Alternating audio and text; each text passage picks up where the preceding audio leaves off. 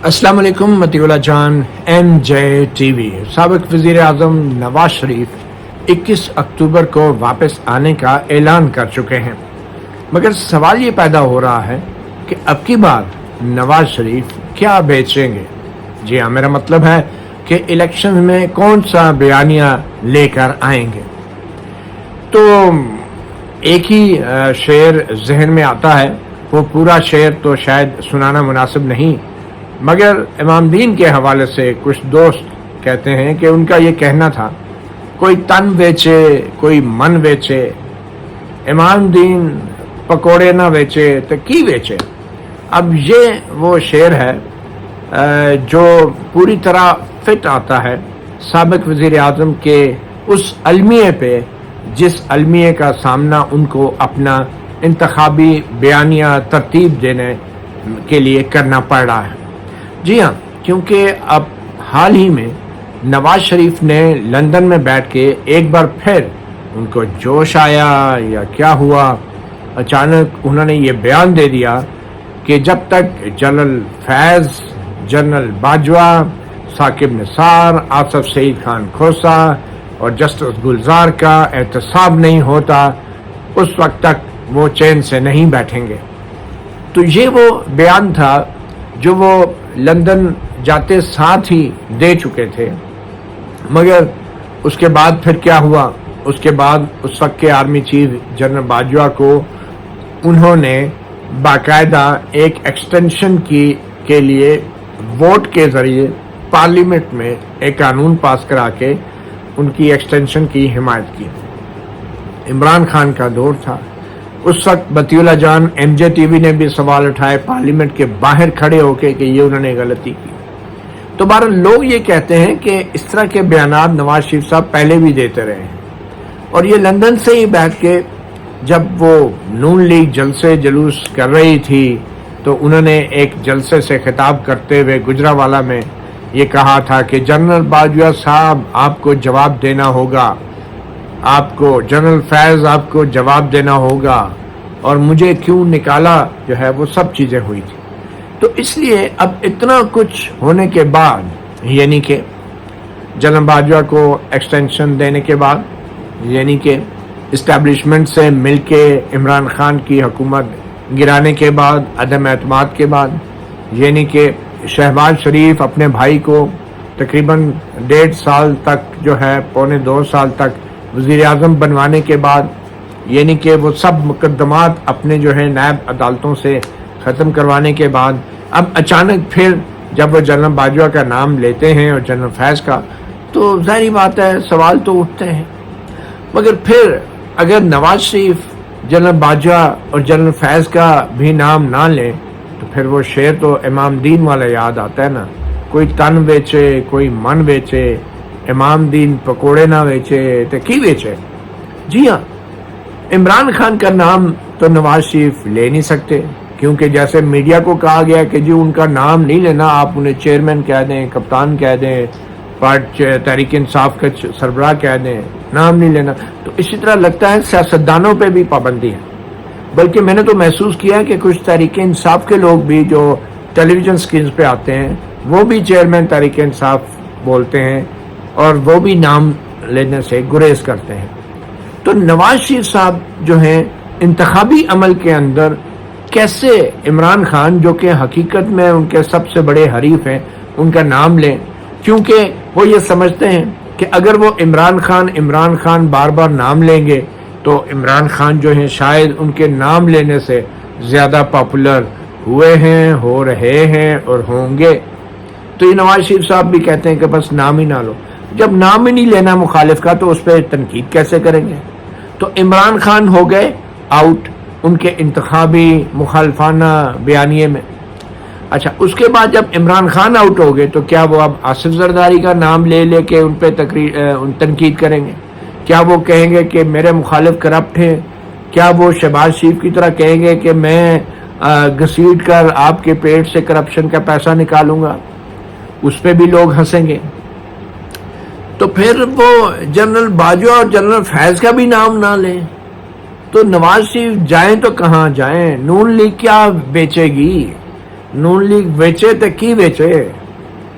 تو یہ ایک بڑا ہی ایک ڈائلما ہے نون لیگ کے لیے کہ عمران خان کا نام لے نہیں سکتے, جنرل باجوہ جنرل فیض کا نام لے نہیں سکتے, جو پرانے پی ڈی ایم کے مخالفین ہیں پیپلز پارٹی ان کا نام وہ خود نہیں لیتے کہ اب وہ بہت پرانی بات ہے, لوگ ہنسیں گے اب اگر تنقید کی. تو پھر انتخاب کیسے لڑا جائے گا؟ کیونکہ انتخاب تو مخالفانہ بیانیے پہ ہوتا ہے, انتخاب تو کسی سیاسی مخالف کو ہدف بنانے پہ ہوتا ہے. تقریریں جو ہیں وہ کسی حکومت کی کارکردگی پہ ہوتی ہیں. حکومت کی کارکردگی یا تو عمران خان کی ہے یا پھر ان کے اپنے بھائی کی تھی جس پچھلے 1.5-2 سال کی. تو یہ بہت بڑا ایک المیہ ہے نواز شریف کے لیے کہ وہ بیچے تو کی بیچے. بہرحال اس المیہ کا یہ مطلب ہرگز نہیں ہے کہ اب جبکہ سابق وزیر اعظم ایک بار پھر ایک ایسے بیانیے کو سامنے لا رہے ہیں جو بیانیہ انہیں کبھی چھوڑنا ہی نہیں چاہیے تھا. تو ان کی ذات کے, ان کی سیاست کے تضادات اپنی جگہ, مگر ہم بطور انٹیلیجنسیا, بطور میڈیا, بطور تجزیہ نگار, ہم لوگ اچھی طرح سمجھتے ہیں کہ اس ملک کو اگر نقصان پہنچایا ہے اور آج اس حال تک پہنچایا ہے تو وہ سیاستدانوں سے زیادہ اسٹیبلشمنٹ نے پہنچایا. اور یہ جو میں جس اسٹیبلشمنٹ کی بات کر رہا ہوں یہ 2014 کے دھرنے سے معاملہ سٹارٹ ہوتا ہے, جنرل راحیل شریف سے, جنرل ظہیر الاسلام ان کے ISI چیف, جنرل باجوہ اور جنرل فیض ان کے ISI چیف. ان لوگوں نے مل کے جتنا نقصان پہنچایا ہے اس ملک کو, شاید وہ نواز شریف اور آصف علی زرداری نے بار بار آ کے بھی حکومتوں میں ان پہ جتنے بھی کرپشن کے لگا لیں وہ اس سے نقصان نہیں پہنچا ہوگا. پورے سسٹم کا بیڑا غرق کر دیا. ایک ادارہ جس کو سیاست میں آنا ہی نہیں چاہیے تھا, وہ ادارہ اب سیاست کو اپنا گھر سمجھتا ہے. وہ بیان دینا عام معاملات پہ, قومی ایشوز کے اوپر بھی وہ اپنا حق سمجھتا ہے. وہ شخص جس کو اپنے حلف کے مطابق سیاست نہیں کرنی چاہیے, اب وہ لوگ جو ہیں وہ باقاعدہ اپنا حق سمجھتے ہیں سیاسی جوڑ توڑ کو.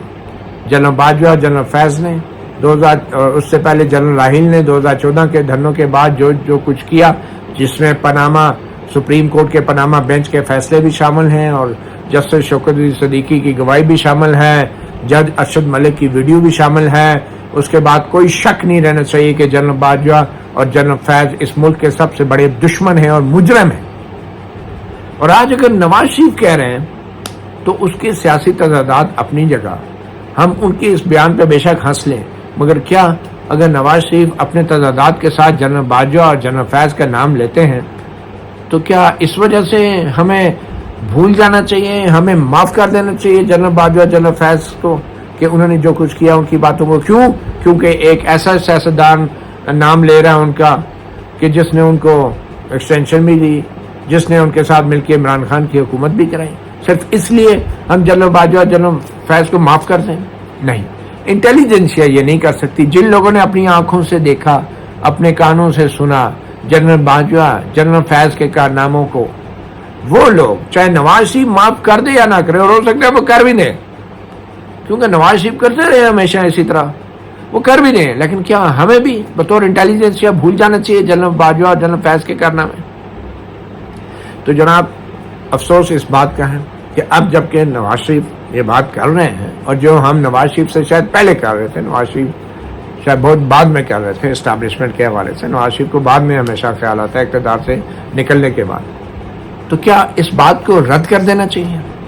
مجھے افسوس تو اپنے کچھ سیاستدانوں پہ ہوتا ہے جو ہر وقت اسٹیبلشمنٹ کے سلیپر سیل کی طرح ہر سیاسی جماعت میں موجود ہوتے ہیں. جس کی ایک مثال میں آپ کو دوں گا. ابھی حال ہی میں ایک سیاستدان ہیں جو 1999 کی جنرل مشرف کی فوجی بغاوت سے پہلے وہ بہت ہی نون لیگ کے قریب تھے. وہ جب جنرل مشرف صاحب آئے تو نواز شریف صاحب کو انہوں نے خدا حافظ کہا, اور جنرل مشرف کی جو کنگز پارٹی تھی کاف لیگ, اس کے سیکرٹری جنرل بن گئے. مطلب وہ ایک ایسی سیاسی جماعت تھی جس کا سیکرٹری جنرل ڈائریکٹ الیکشن نہیں لڑتا تھا, اور وہ تھے سید مشاہد حسین, سینیٹر اس وقت بھی مزے لیے جنرل مشرف کے دور میں بھی. اور جب جنرل مشرف کا دور چلا گیا تو پھر معافی شافی مانگ کے میاں صاحب کر کے یہی سینیٹر مشاہد حسین واپس نون لیگ میں شامل ہو گئے اور نواز شریف صاحب نے ان کو رکھ لیا. اور نواز شریف صاحب وہ جیسے ہیں ہر کوئی جانتا ہے, شاید ان کو پھر ضرورت پڑ گئی ایک گرین لائن ٹیلی فون کی اسٹیبلشمنٹ سے رابطوں کے ساتھ. تو اس طرح کے ریٹائرڈ جرنیل اور اس طرح کے جو اسٹیبلشمنٹ کے اسٹیبلشڈ جو ہرکارے ہیں, اور ویسے تو صحافی رہے لیکن اسٹیبلشمنٹ کے اسٹیبلشڈ ہرکارے مشاہد حسین, ان کو پھر انہوں نے بلا لیا, سینیٹر بنا دیا 6 سال کے لیے. مگر وہ جو کہتے ہیں نا چور چوری سے جائے ہیرا پھیری سے نہ جائے, تو مشاہد حسین سید صاحب بھی تاڑ گئے.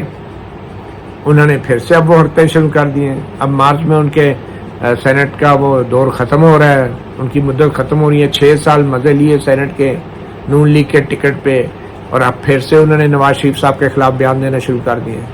تو اس طرح کے جو سلیپر سیل ہوتے ہیں نا اسٹیبلشمنٹ کے سیاسی جماعتوں میں, ان کے کارنامے کیا ہے کہ اب سید مشاہد حسین نے جو تازہ بیان دیا ہے, ان کا یہ کہنا ہے کہ اگر نواز شریف صاحب کے حوالے سے وہ کہہ رہے تھے کہ انہوں نے جنرل باجوہ اور جنرل فیض کا جو نام لیا ہے, تو سینیٹر مشاہد حسین نے کہا کہ اگر آپ اس انتقام کے عمل میں پھنس گئے تو آپ حکومت نہیں کر پائیں گے. انہوں نے خبردار کیا کہ اگر معاملات اسی طرح چلتے رہے تو پھر فوجی بغاوت ہوگی. اندازہ کریں, یہ سینیٹر مشاہد حسین صاحب کہہ رہے ہیں کہ اگر ایسا ہوا تو فوجی بغاوت ہوگی. جنرل مشرف کو بچانے کے لیے بھی یہی منطق استعمال کی گئی کہ فوج میں بغاوت ہوگی, ان کو باہر بھیج دیا گیا. اب سینیٹر مشاہد حسین یہ جو بات کر رہے ہیں, یہ بائی دا وے وہ خود سے یہ بات کبھی نہیں کرتے. بظاہر اسٹیبلشمنٹ براہ راست نواز شریف کو یہ کہنے کی پوزیشن میں نہیں ہے, اور اسٹیبلشمنٹ نے پھر اپنے سلیپر سیلز کو ایکٹیویٹ کیا ہے ان سیاسی جماعتوں میں.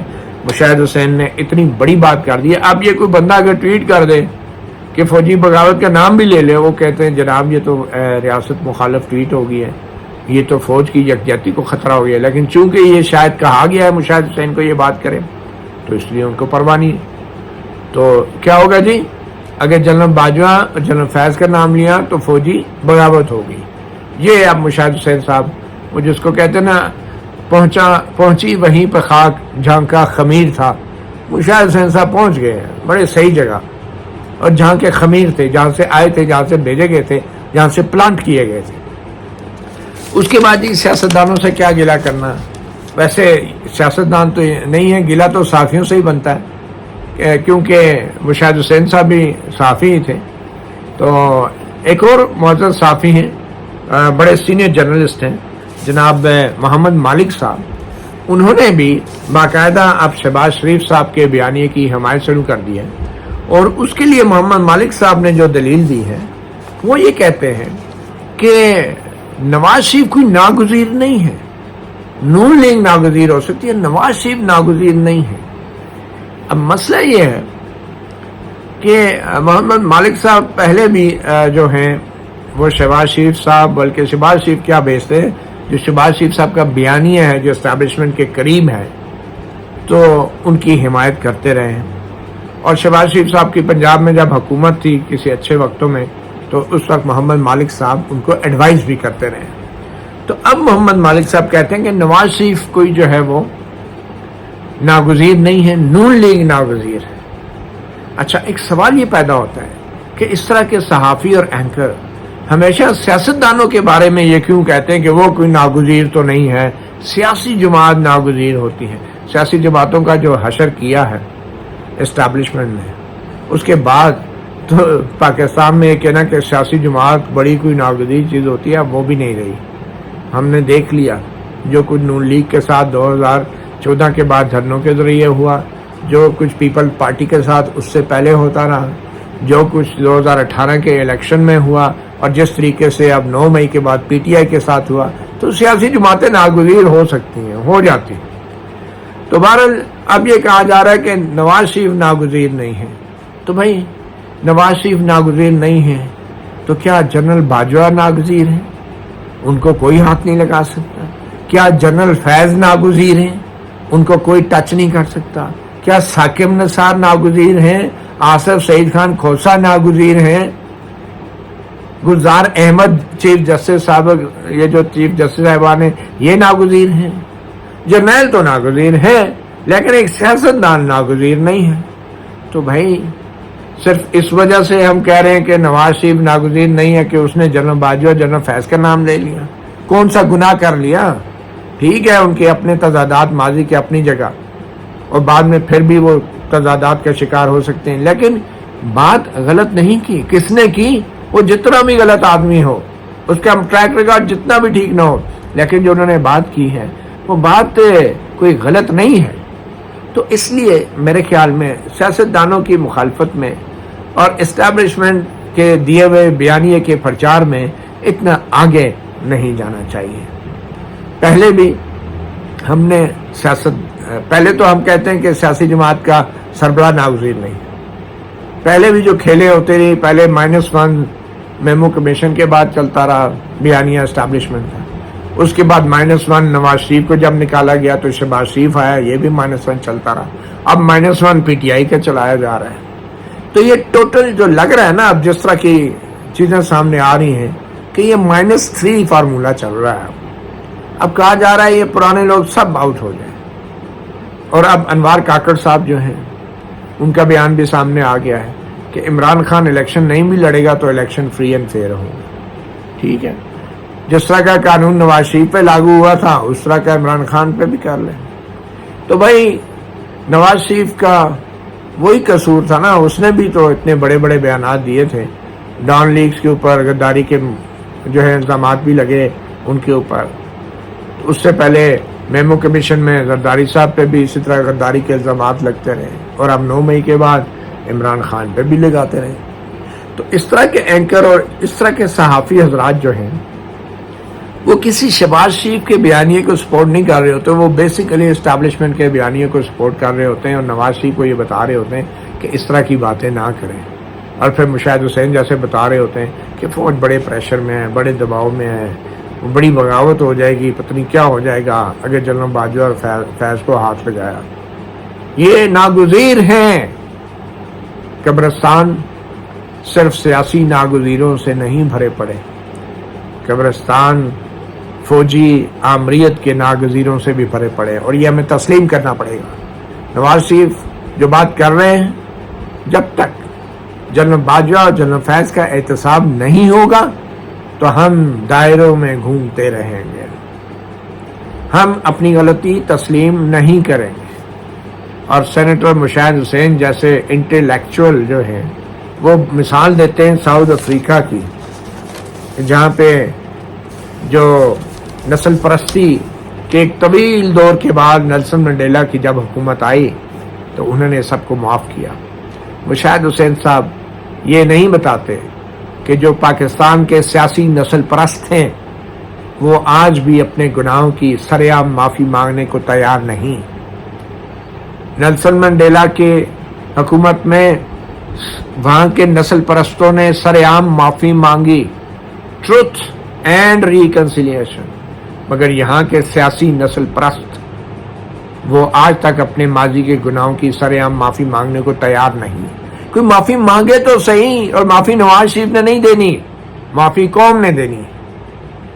तो ये एक बड़ा ही अजीब जो है इस वक्त प्रोपेगेंडा चल रहा है। मेरे ख्याल में नवाज शरीफ साहब को इस बयानिए पे कायम रहना चाहिए, और ये नहीं होना चाहिए कि 21 अक्टूबर के आने के बाद आप अपना बयानिया बदल लें, क्योंकि हकीकत तो यही है। अगर आप इमरान खान को बिल्कुल ही कबूतर की तरह आंखें बंद करके समझते हैं कि वो एग्जिस्ट नहीं करता, तो वो आपकी अपनी एक गलती होगी। लेकिन इसके बाद कम से कम अगर जनरल बाजवा, जनरल फैज का नाम लिया है तो उस पर फिर कायम भी रहें, और अपने इसी बयानिए के साथ इलेक्शन में जाएं, क्योंकि मैं ये समझता हूँ कि इमरान खान ने बतौर मोहरा जनरल बाजवा, जनरल फैज के इस मुल्क को जितना भी नुकसान पहुँचाया, मगर असल मुजरम इमरान खान के मोहरे के पीछे चालें चलने वाले शातिर थे, और वह जनरल बाजवा और जनरल फैज थे। तो ये दुरुस्त है कि अगर इमरान खान को हत्फ़े तनकीद नहीं भी बना रहे तो जनरल बाजवा और जनरल फैज को हत्फ़े तनकीद ज़रूर बनाएं, और इसको इलेक्शन का इशू बनाएं, क्योंकि जब तक अवाम इस इशू के ऊपर اپنے ووٹ کا فیصلہ نہیں کریں گے، ہم لوگ یوں ہی دائرے میں بطور قوم گھومتے رہیں گے۔ تو یہ تو ایک ہو گیا نواز شریف کے بیانیے کے حوالے سے۔ اور دوسری عام بات میں یہ کرنا چاہ رہا ہوں کہ آج ہمارے ساتھی قیوم صدیقی نے بڑی اچھی خبر دی کہ سابق چیف جسٹس امرتا بندیال جانے سے 10 دن پہلے ریٹائرمنٹ سے انہوں نے سپریم کورٹ کے ایک سینئر جج جسٹس سردار طارق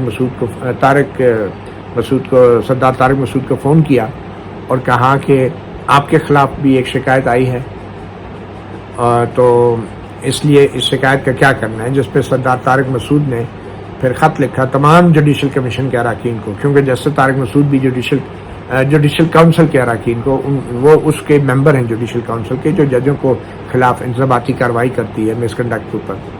اور اس خط میں کہا کہ اس طرح چیف جسٹس نے جو ہے مجھے فون کیا اور یہ مناسب نہیں تھا، اور میں تمام جوڈیشل کونسل کے ممبران کے نالج میں یہ چیز لانا چاہ رہا ہوں۔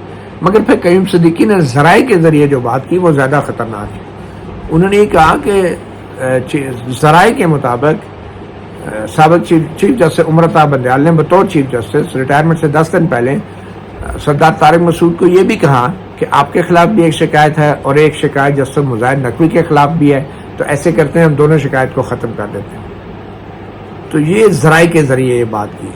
قیوم صدیقی صاحب نے یہ نہیں بتایا کہ خط کے اندر یہ لکھا یا نہیں، مگر ذرائع کے ذریعے جو بات سامنے آئی ہے اس سے تو یہ لگتا ہے کہ اگر جسٹس سردار طارق مسعود نے جوڈیشل کونسل کے اراکین کو خط لکھنے کا فیصلہ کر ہی لیا تھا، تو پھر کیا وجہ ہے کہ یہ جو گیو اینڈ ٹیک کی پیشکش چیف جسٹس امرتا بندیال کی طرف سے آئی تھی فون پہ، اس کا اس خط میں ذکر کیوں نہیں؟ اگر کسی نے اپروچ کیا ہے، چاہے وہ چیف جسٹس ہی کیوں نہ ہو، غیر قانونی طور پہ ایک جوڈیشل کونسل کے ممبر کو اپروچ کر کے ایک ایسا میٹر ڈسکس کیا ہے جس کا فیصلہ جوڈیشل کونسل میں ہونا ہے، تو وہ مس کنڈکٹ ہے۔ لیکن اس بارے میں اطلاع پورے جوڈیشل کونسل کے ممبران کو کیوں نہیں دی گئی؟ کیا اس خط میں یہ معلومات ہیں؟ اور اگر نہیں ہے تو وہ کیوں چھپائی گئی؟ جسٹس سردار طارق مسعود نے یہ انفارمیشن کیوں نہیں شیئر کی؟ یہ اتنی ہی بڑی ذمہ داری تھی ان پہ، جس طرح کہ آپ کو پتہ ہے کہ جو بین الاقوامی کرکٹ کونسل ہے اس کے جو قواعد ہیں اور ضابطہ اخلاق ہے، اس کے تحت کسی بھی کرکٹر کو اگر کوئی بکی، وہ جو جوئے سٹے باز ہوتے ہیں، وہ اپروچ کرتا ہے یا رابطہ کرتا ہے، تو اس کرکٹر کو فوری طور پہ اپنے متعلقہ کرکٹ بورڈ کو یا کرکٹ مینجمنٹ کو یا آئی سی سی کو انفارم کرنا ہوتا ہے۔ تو میرے خیال میں جسٹس سردار طارق مسعود کو بھی کچھ وضاحت دینی ہے، اور چیف جسٹس امرتا بندیال جو اب ریٹائر ہو چکے ان کو تو ڈیفینیٹلی دینی ہے۔ پھر یہ سوال ہو رہا ہے کہ کیا چیف جسٹس امرتا بندیال کے اس مس کنڈکٹ پہ ان کے خلاف کارروائی ہو سکتی ہے؟ اس پہ دو رائے، کچھ لوگ کہتے ہیں کہ بھائی وہ ریٹائر ہو کے تو ختم ہوگی بات، مگر میری رائے یہ ہے کہ کیا کوئی چور اگر جائے وقوع سے فرار ہو جائے تو اس کی چوری معاف ہو گئی، اس کے اوپر مقدمہ نہیں درج ہونا چاہیے، اس کو تلاش نہیں کرنا چاہیے صرف اس لیے کہ جج ریٹائر ہو گیا ہے۔ اور کیا اگر کوئی شخص کمپلین کرتا ہے تو وہ کمپلین جوڈیشل کونسل دبا کے بیٹھی رہے، اور جب چیف جسٹس کے خلاف ہو تو چیف جسٹس جوڈیشل کونسل کے سربراہ کے طور پہ اپنے خلاف کمپلینٹ دبا کے بیٹھا رہے اور اپنی ریٹائرمنٹ تک اس کو ٹیک اپ بھی نہ کرے، تو اس کا مطلب ہے وہ پھر چیف جسٹس جو ہے باعزت ریٹائر ہو کے کروڑوں روپوں کی ماہانہ وہ پینشن لینا جاری رکھے گا۔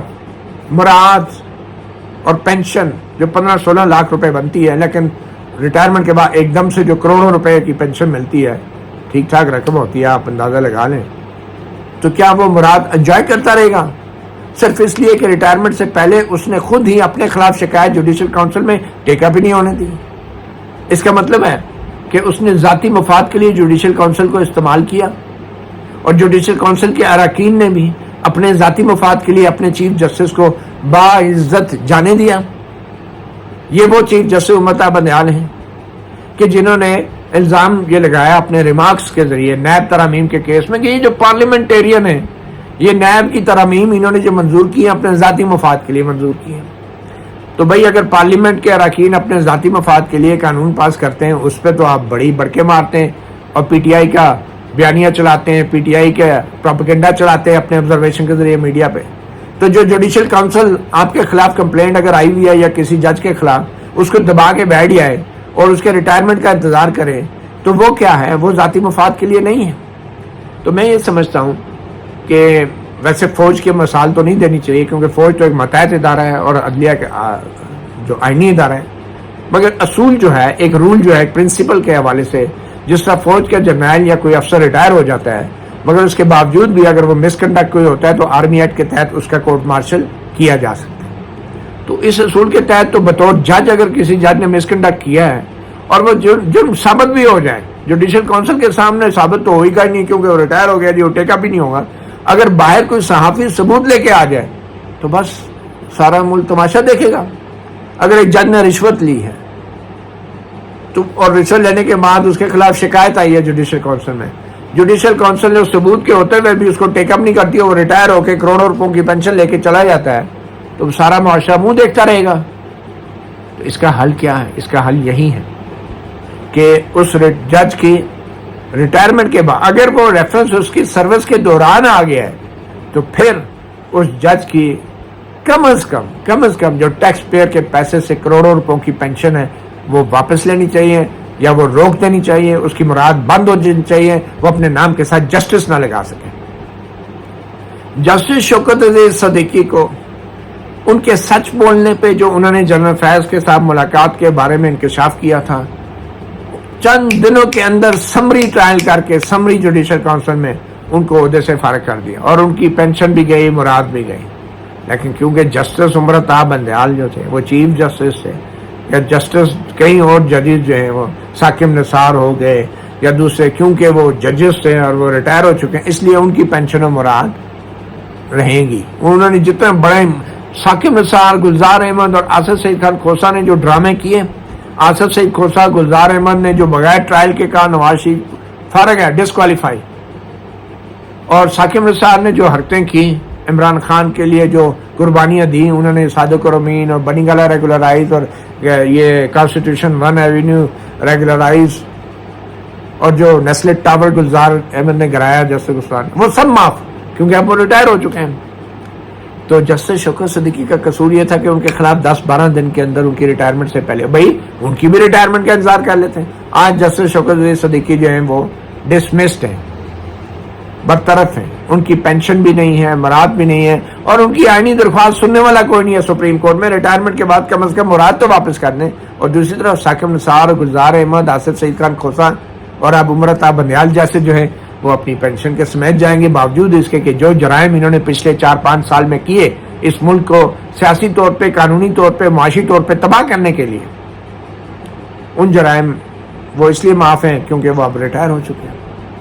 یعنی کہ مجرم بڑے سے بڑا بھی کیوں نہ ہو، اگر وہ جج ہو کے ریٹائر ہو جائے تو اس کو کوئی ہاتھ نہیں ڈال سکتا، کیونکہ بطور جج جو ہے جوڈیشل کونسل نے اس کے خلاف کوئی کارروائی نہیں کی اور اب وہ گھر بیٹھا پینشن کو انجوائے کر رہا ہے۔ تو یہ تو المیہ اور میرے خیال میں آئین کی تشریح ہونی چاہیے، اور اگر ایک شخص بطور جج جرم کرتا ہے تو کہتے ہیں کہ where there is no remedy، تو وہاں پہ تو عدالتوں کا ایکٹیو ہونا چاہیے نا۔ سو موٹو ہوتا کس لیے جہاں پہ کوئی ریمیڈی نہیں ہے؟ یہ جو کروڑوں روپوں کی پینشن جا رہی ہے ریٹائرڈ سپریم کورٹ کے ان ججوں کو، ان کے خلاف اگر کوئی شکایات آئی ہوئی تھی تو وہ شکایات جوڈیشل کونسل ٹیک اپ کیوں نہیں کر سکتی سو موٹو؟ اور سو موٹو ہوتا کس لیے ہے؟ آئینی طور پہ سپریم کورٹ ٹیک اپ کر سکتی ہے سو موٹو کہ کیا وہ ٹیکس پیئر کا پیسہ نہیں ہے؟ ایک تو اس قوم کے خلاف سازش کر کے ملک کا سیاسی اور معاشی نظام تباہ برباد کیا اور استعمال ہوئے، اور دوسری طرف وہ کیونکہ جی وہ جوڈیشل کونسل اب ریٹائرڈ ججوں کے خلاف کچھ نہیں کر، میرے خیال میں سپریم کورٹ کو اس حوالے سے کوئی نہ کوئی تشریح ضرور کرنی چاہیے۔ تیسری عام بات، اس سے بات کروں گا، ہمارے ساتھی جرنلسٹ عمران ریاض جو ہیں وہ بازیاب ہو گئے، اللہ تعالیٰ کا شکر ہے وہ خیر و عافیت سے گھر واپس آ گئے۔ ہمارے ان کے اختلافات بھی رہے، بہت ہی بنیادی قسم کے اختلافات، لیکن سب سے خوشی کی بات یہ ہے 137 دن لاپتہ رہے اور وہ صحیح سلامت واپس آ گئے۔ میں تو خیر مختصر وقت کے لیے اٹھایا گیا تھا، میرے ساتھ تو خیر جو کچھ ہوا سو ہوا، مگر میں سمجھتا ہوں عمران ریاض خان جو ہے ان کا اغوا، ان کی جبری گمشدگی اور ان کی اب جو بازیابی ہے وہ ہماری سپریم کورٹوں، ہماری ہائی کورٹوں اور ہماری حکومت کے لیے ایک وہ آئینہ ہے جس میں دیکھ کے ہمارے اداروں کو شرم سے ڈوب مرنا چاہیے. 137 دن بعد بندہ واپس آیا اور ہائی کورٹ بار بار پوچھتی رہی ہے، لیکن کوئی بھی حکومت کی طرف سے یہ بتانے والا نہیں ہے کہ ایک اس کا شہری جو اتنا عرصہ غائب رہا وہ کدھر رہا. حکومت نے کبھی تفتیش نہیں کرنی، پولیس نے کبھی انویسٹیگیٹ نہیں کرنا، عدالت نے کبھی اب آئندہ تاریخ نہیں دینی جی آ گیا بازیاب ہو گیا کیس کلوز، کیونکہ سب کو پتہ ہے. مگر سب سے اہم بات یہ ہے کہ امید کی جاتی ہے کہ عمران ریاض جو ہے، یہ کہا جا رہا ہے کہ ان کی ابھی صحت جو ہے ٹھیک نہیں ہے، اللہ تعالیٰ ان کو صحت دے، اور توقع یہ کرتا ہوں میں نے خود بھی بازیاب ہونے کے بعد 1-2 دن بعد میں نے وی لاگ کیا تھا، اور جو کچھ میں نے دیکھا سنا وہ میں نے بتا دیا تھا. تو میرے خیال میں عمران ریاض خان بھی جلد سے صحتیاب ہوں گے.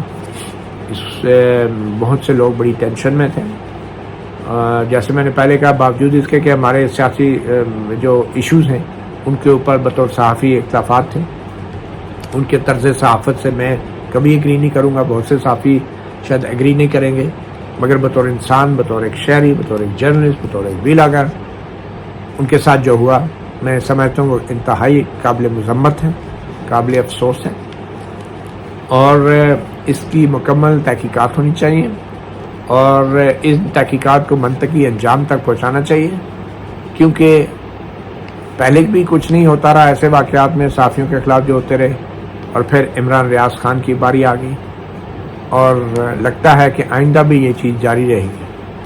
اور یہ ہمارے اداروں کے لیے، ہماری عدالتوں کے لیے، ہماری حکومتوں کے لیے انتہائی شرمناک اور افسوسناک تاریخ کا حصہ رہے گی. عمران ریاض خان امید ہے کہ وہ اپنی صحافت کا سفر دوبارہ شروع کریں گے، مگر میں آخر میں یہ ضرور کہوں گا کہ یہ صرف عمران ریاض نہیں، چند دوسرے صحافیوں کے لیے بھی یہ ایک سبق ہے کہ وہ کبھی بھی کسی کا ایجنڈا لے کے نہ چلیں، کسی ایک جماعت کا ایجنڈا نہ لیں، کسی سیاستدان کے ساتھ ٹاک پہ کھڑے ہو کے تقریریں نہ کریں، کسی انٹیلیجنس ایجنسی کے کہنے پہ خبریں نہ دیں، کسی حکومت کو گراؤ بناؤ کے چکر میں جو آپ کو اگر کوئی ایجنسیز یا ادارے فائلیں دکھاتے ہیں، ویڈیو دکھاتے ہیں، تو بطور صحافی آپ کی ذمہ داری نہیں ہے کہ آپ منوان اسی طرح اس کو اپنے پروگرام میں منوان چلا دیں یا ویلاگ میں چلا دیں، کیونکہ ایک دن ایسا آتا ہے کہ جو اسٹیبلشمنٹ ہوتی ہے، جو ادارے ہوتے ہیں، وہ اپنی پٹری بدل لیتے ہیں، اور جب وہ پٹری بدلتے ہیں تو جو پیچھے والے ڈبے ہوتے ہیں نا، ان کے بڑی مشکل ہوتی ہے، کیونکہ کبھی کبھی پیچھے والے ڈبے جو ہیں پٹری بدلتے ہیں، کانٹا بدلتا ہے، تو وہ اسی پٹری پہ رہنے کی کوشش کرتے ہیں، اور جب وہ اسی پٹری پہ رہنے کی کوشش کرتے ہیں تو وہ پٹری سے اتر جاتے ہیں، اور اس میں بہت نقصان ہوتا ہے. اس میں نقصان صرف اس پٹری اور ان ڈبوں کا نہیں ہوتا، اس میں نقصان پورے ریلوے کے نظام کو ہوتا ہے. مطیع اللہ جان، MJ TV سے اتنا ہی، اجازت دیجیے، اللہ حافظ.